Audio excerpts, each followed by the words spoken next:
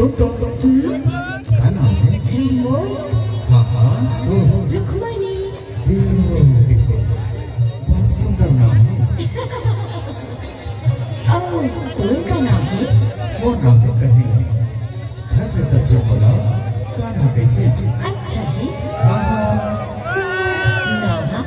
ओह मैं हाँ कौन जाने?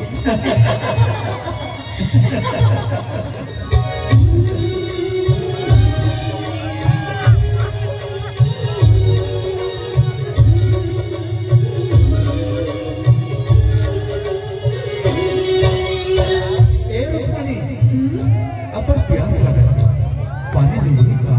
अच्छा पानी पीने हाँ रह जा मैं ला रहा हूँ। ठीक है।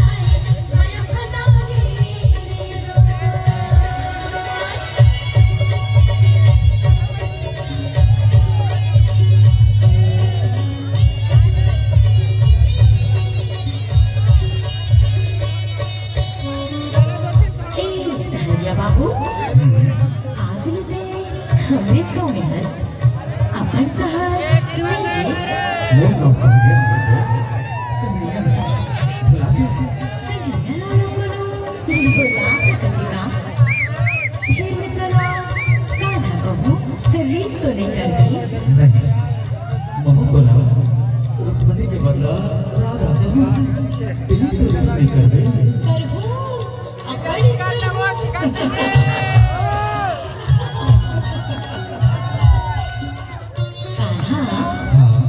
ये जो निहो फोटो खींची है और हमरा दिखावे का शहर में काफी बनवा देना हूँ। शहर में दिखा करता है इसलिए ऊंचो फोटो खींचता का नहीं रुक्मणी मैं इंजीनियर हूँ। नहीं हाँ फोटो खींच बनानी है। नहीं मैं यहाँ एक बड़े काम करके एक प्रोजेक्ट लेके आया हूँ।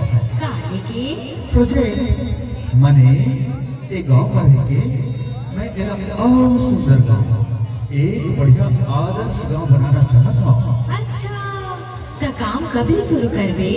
काम शुरू करे बोला शहर लौट कर जरूर है रुक्मणी। कब?